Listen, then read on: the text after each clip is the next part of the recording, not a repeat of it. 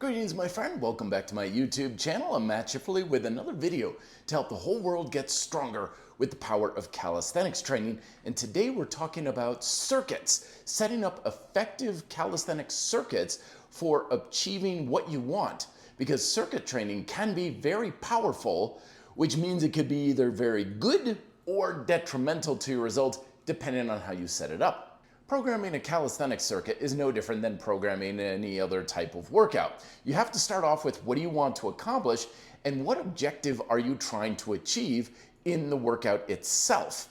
And the three fundamental objectives are either energy expenditure or metabolic conditioning, neuromuscular proficiency, so basically conditioning your muscles for either strength, endurance, or stimulating hypertrophy, and of course proficiency in getting gooder at doing the thing that you're trying to do on a skill or technical level. And remember that any workout that you ever do will always accomplish all three. You're always going to get everything. So if your goal is general basic fitness, like the times when I ask clients, well, what do you want to achieve? And they're like, I just want to be fit. I just want to get in shape or something. You can literally program just anything. You don't have specific goals, therefore you do not need specific workouts or programming. But if you want to emphasize one of these, of either burning calories or conditioning your metabolic function for things like endurance at certain levels of energy expenditure, strength, endurance, or hypertrophy, or skill at a certain particular activity, then it does help to program it effectively. So let's start off with the first objective. Energy expenditure, burning calories, burning off energy for the sake of stress relief or just to feel good. Or you're trying to condition yourself to have endurance at a particular level of metabolic output. And so for example, if you are a martial artist and you need to have a good amount of energy for 2 minutes in the ring, going for a 10-mile run is not in alignment with that type of energy expenditure. You want something that is in alignment with the level of intensity and duration that you need to condition yourself for. So for that, you generally want circuits that are going to be kind of constant, moving at a continuous pace to some degree.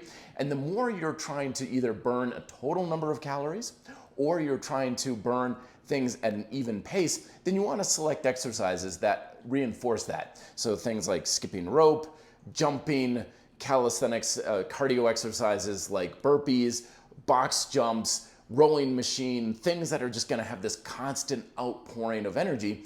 And you want to select each exercise for a decent amount of time, 3, 4, 5 minutes maybe for each one. And the rest in between, it depends on what you're doing. The more of an intensity level that you're working at, the more you're going to want to have some degree of rest in between each exercise. So if you're trying to condition yourself for a much higher level of metabolic output and you're doing things like hill sprints, just really, really intense burpees, like 10 at a time, and you're trying to jump as high as you possibly can, then you're going to do the exercise for about 15 seconds, maybe 20 seconds, and then you'll have a good 20, 30, maybe even a minute of rest as you're going through it, because you want a lot of output, and you're not gonna have a lot of output if you're just constantly go, go, go, go, go. You wanna select a fair number of exercises, probably about 3 to 6 exercises, and the number of times you go through it is going to depend on the energy level that you bring. But a good rule of thumb is the higher intensity that you're working at, the fewer number of rounds you're going to have, because once your intensity level starts to drop and you can't have quite as much of an output, it's good to kind of cut it out. But if you're trying to go for more total calorie output or working at a lower level intensity, then you can go for a longer period of time, 20, 30 minutes or so, and you can keep going for time and energy will allow. Now, if you're going for more of a neuromuscular conditioning, which a lot of folks would be if you want to build strength, build muscle, or endurance, then you're going to focus more on things that are going to challenge your muscular work capacity. So for strength, we're more on the high intensity end of the spectrum. Heavy levels of resistance, maybe with some extra weight if you're looking for that sort of thing, and keeping your reps low, probably 3, 5, 6 repetitions or so for each exercise. Naturally, you're going to be using exercises that are going to be challenging that sort of neuromuscular activation. So your classic strength training stuff, push-ups, pull-ups, single leg style squats, Things with weighted dips might fit the bill here. Things that are going to be heavy and typically more along the push-pull squat style format, particularly if you're trying to emphasize strength. If you're going more for endurance, then you're going to be utilizing probably similar exercises, but you're going to go with a little bit of a lighter side of things where you can get the repetitions much higher, 10, 12, 15, 20, maybe even 30 repetitions. Or you can go by time where you would do an exercise for a given amount of time, like push-ups for 30 seconds or doing pull-ups for 15 seconds and so on. Once again, if you're going at a higher level of intensity, so you're going with levels of high tension to emphasize strength, you're going to have more time in between each station because, again, if you're tired getting to each station, you're just not going to have much energy to emphasize that neuromuscular output for a lot of strength. You're just going to kind of be slogging through the exercises. If you're going more for endurance and neuromuscular endurance, you do want some rest, but it depends on your conditioning level. Because if you're going through the circuit so fast that it's becoming much more of a cardio workout, aka we're going for more of that metabolic conditioning, then that's the limiting factor. And so you're getting through your push-ups, but your muscles are not the weak link in the system. So you're really challenging your cardio system more than your neuromuscular system. So you want to have a little bit more rest as needed, so that way you can feel like you're really pushing the muscular work capacity rather than your cardiovascular work capacity. And again, there's not going to be a set rule of like wait 30 seconds or 40 seconds. Rest as needed because you're going to feel when you're ready to go. And for those sorts of exercises, you're going to be a little bit more on the side of pushing the tempo just a little bit faster possibly, but not so much it's a cardio thing.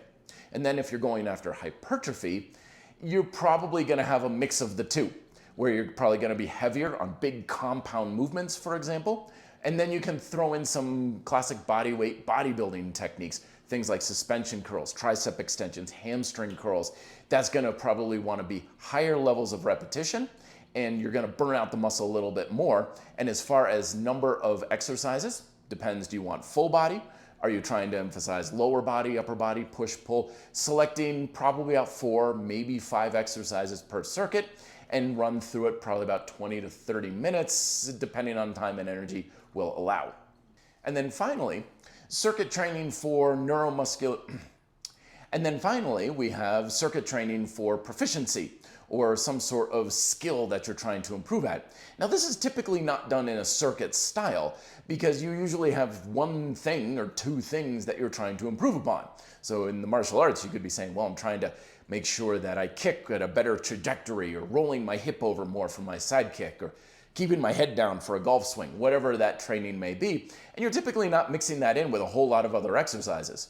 But nevertheless, you can certainly circuit it up if you have something that you're trying to improve as a whole about a single technique.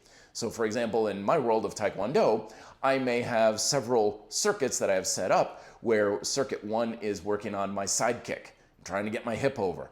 And station number 2 can be trying to just hold a deeper sitting or horse stance, as they sometimes call it. And station 3 can be explosive punch, trying to punch as fast as I can. So those are things where it's more important to be working on a specific skill or what you're trying to improve upon, and you're not trying to race through it. You're not trying to burn out your system or get your heart rate up or challenge your muscular system, which you inevitably will because all exercise does, but you're trying to instead give yourself plenty of rest between the stations or resting as needed, so that way each station you have a definitive goal of what you're trying to accomplish. And then you'll practice that station for probably about 20, 30 seconds or 10 to 15 repetitions. You don't want to tire yourself out before you move to the next one, and that way you can work on several things that you're trying to become proficient at in a very timely manner. And of course, you can create circuits where you have a mix of these things all together. So you could have weighted push-ups and rows for neuromuscular conditioning. You could have a station where you're trying to improve upon your punching or your ability to balance on one leg for the skill and proficiency. And you can have a number of other exercises that you throw in there to get your metabolic conditioning in, like rowing machine, jump rope, and so on. So it's not like trying to get the circuit right, but rather thinking what type of goals do you have for accomplishing in the circuit, and then including the exercise and programming the exercises itself for each station to help you achieve those objectives. And if you want to learn more about some ideas for how to do this in a micro workout fashion, check out these sample workouts here or in the micro workouts playlist here on the Red Delta Project YouTube channel. Best of luck in your workouts this week. Thank you very much for watching. Be fit and live free.